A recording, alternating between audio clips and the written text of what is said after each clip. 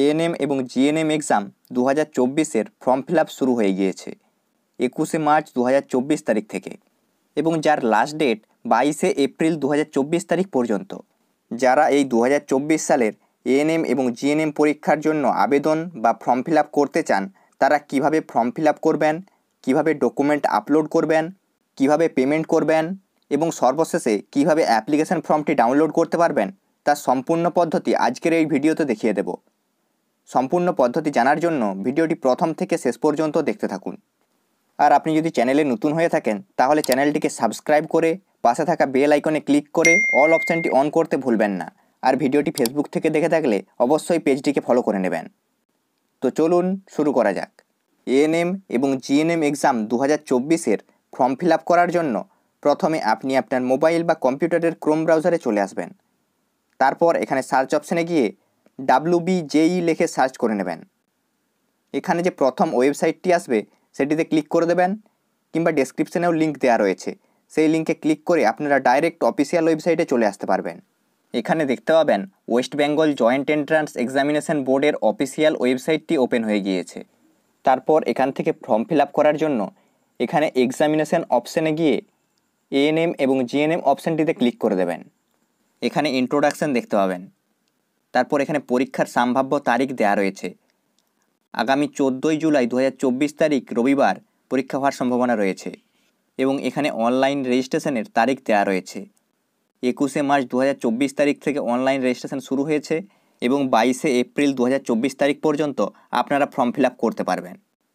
তারপর এখান থেকে আবেদন বা ফর্ম ফিল আপ করার জন্য এখানে নিচের দিকে স্ক্রল করে ক্যান্ডিডেট অ্যাক্টিভিটি বোর্ডের আন্ডারে online application form submission for ANM and GNM 2024 এই অপশানটিতে ক্লিক করবেন। তাহলেই এখানে রেজিস্ট্রেশনের পেজটি ওপেন হয়ে যাবে। এখানে যদি আপনাদের আগের থেকেই রেজিস্ট্রেশন করা থাকে তাহলে অ্যাপ্লিকেশন নাম্বার, পাসওয়ার্ড এবং সিকিউরিটি পিন দিয়ে লগ ইন করে নেবেন। আর আপনারা যদি নতুন আবেদন করবেন তাহলে প্রথমে নিউ ক্যান্ডিডেট রেজিস্ট্রেশনে ক্লিক করে রেজিস্ট্রেশন করে নিতে হবে। নিউ ক্যান্ডিডেট রেজিস্ট্রেশনে ক্লিক করার পর এখানে কিছু গুরুত্বপূর্ণ তথ্য দেওয়া রয়েছে, সেগুলো পড়ে নেবেন। যেমন এখানে বলা হয়েছে ST, SC, OBC A, OBC B, EWS এবং অরফান ক্যান্ডিডেটদের জন্য এক্সাম ফিস 300 টাকা এবং জেনারেল ক্যান্ডিডেটদের জন্য এক্সাম ফিস 400 টাকা।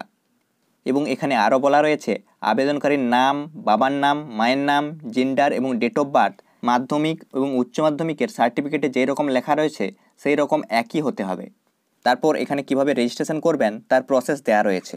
তারপর কিভাবে পাসওয়ার্ড সেট করবেন তার ফরম্যাট দেওয়া রয়েছে এবং কিভাবে পাসওয়ার্ড চেঞ্জ করবেন তার প্রসেসও এখানে বলা রয়েছে।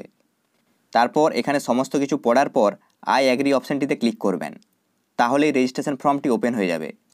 এখানে পার্সোনাল ডিটেলসে প্রথমে রয়েছে ক্যান্ডিডেট নেম। এখানে আপনি বা যিনি আবেদন করবেন তার সম্পূর্ণ নামটি বসাবেন। তারপর এখানে রয়েছে ফাদার্স নেম, এখানে বাবার সম্পূর্ণ নামটি বসাবেন। তারপর এখানে মাদার্স নেমের বক্সে মায়ের সম্পূর্ণ নামটি বসাবেন।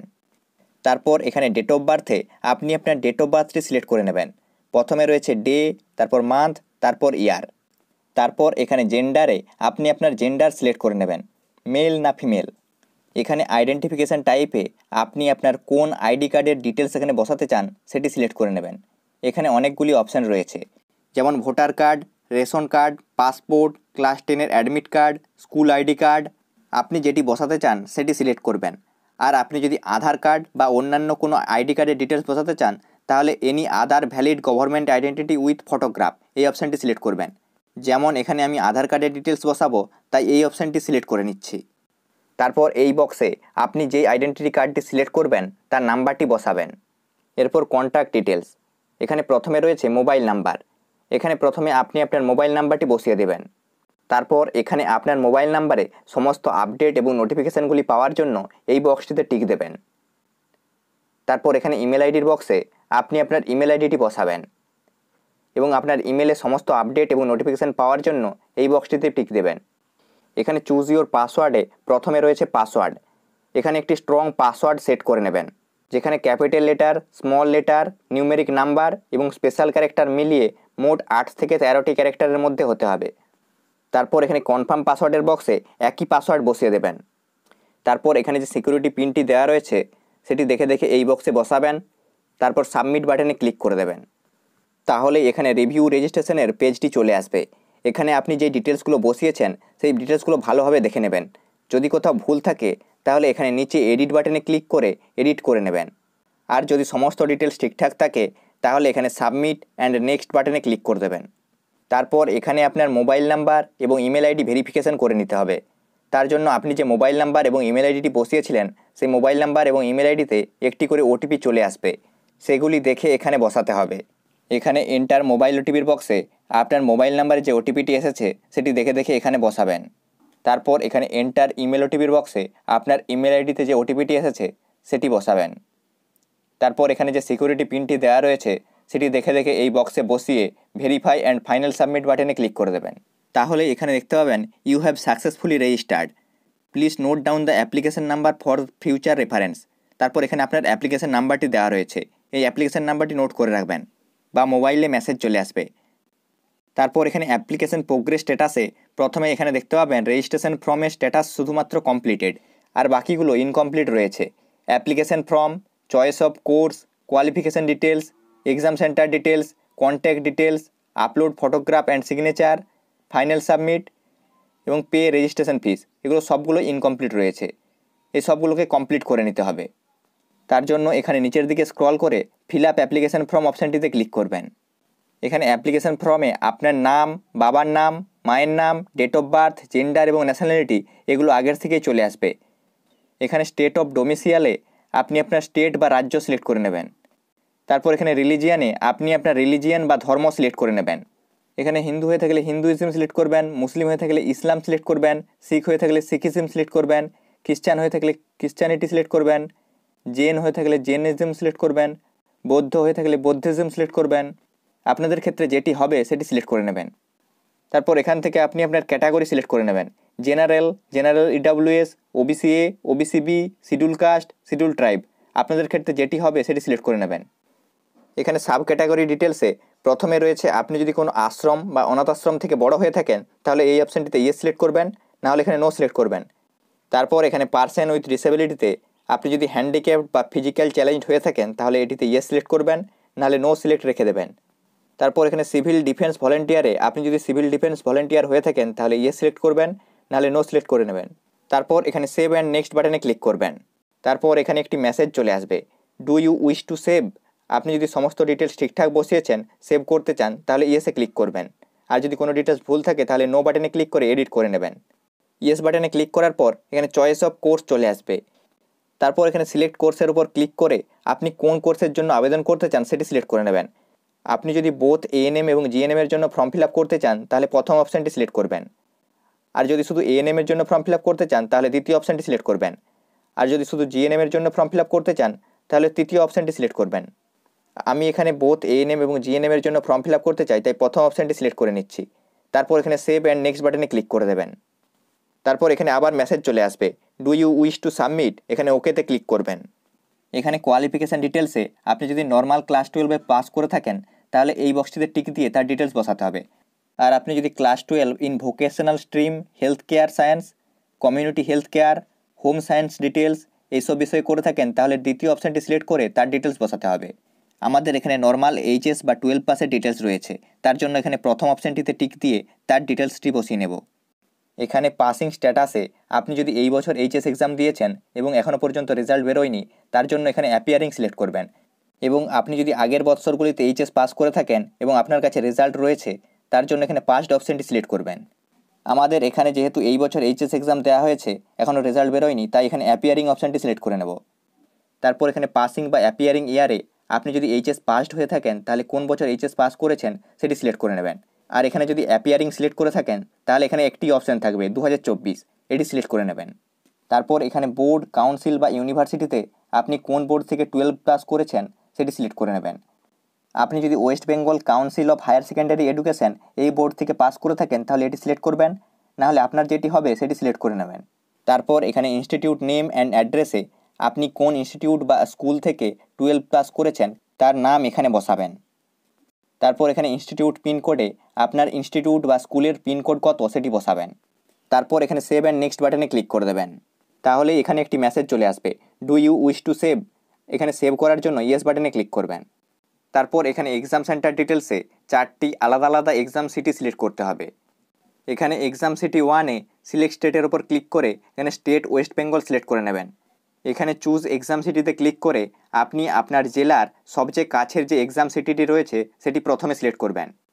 তারপর এক্সাম সিটি 2-তে এখানে প্রথমে স্টেট ওয়েস্ট বেঙ্গল সিলেক্ট করবেন। তারপর চুজ এক্সাম সিটিতে ক্লিক করে আপনার জেলার তারপরে যে কাছে এক্সাম সিটিটি রয়েছে সেটি সিলেক্ট করবেন।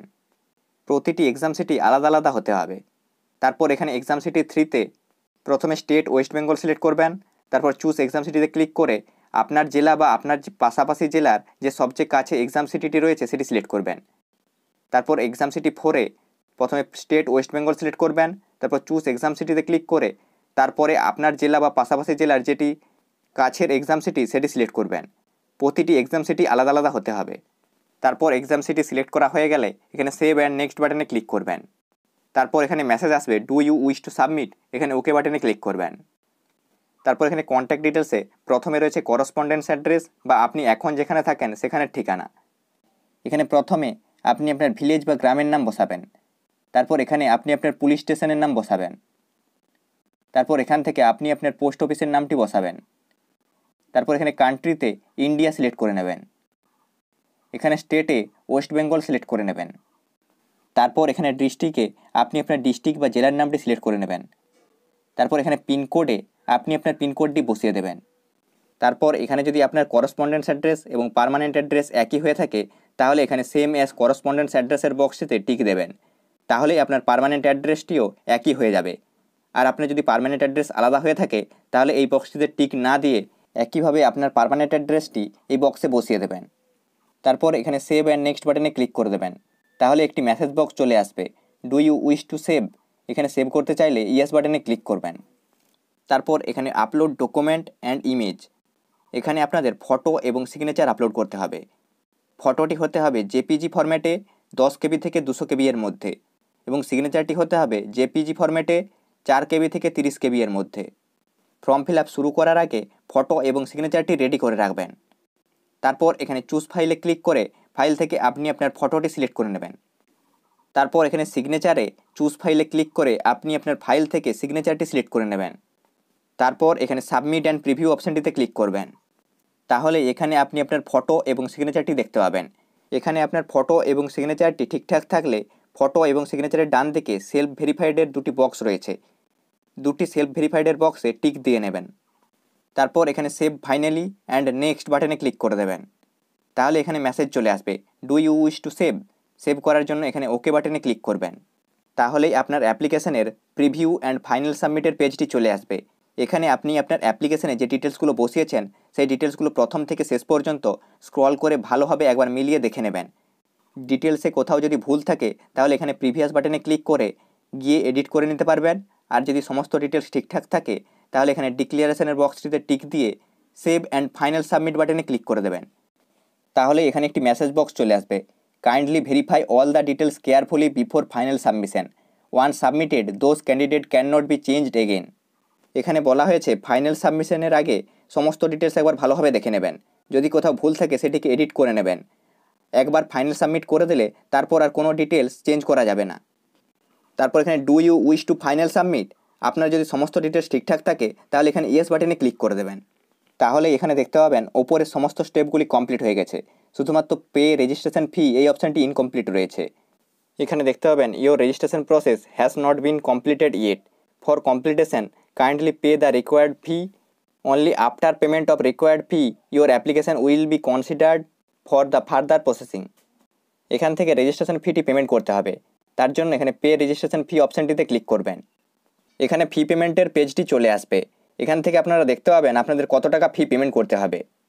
এখানে যদি আপনি জেনারেল হয়ে থাকেন তাহলে আপনাদের 400 টাকা পেমেন্ট করতে হবে এবং যদি ST, SC, OBC A, OBC B এবং জেনারেল ইডাব্লিউএস হয়ে থাকেন তাহলে আপনাদের 300 টাকা পেমেন্ট করতে হবে। এখানে সিলেক্ট মোড অফ পেমেন্টে অনলাইন পেমেন্ট অপশানটিতে টিক দেবেন। তারপর এখানে পে ফিস অপশানটিতে ক্লিক করে দেবেন।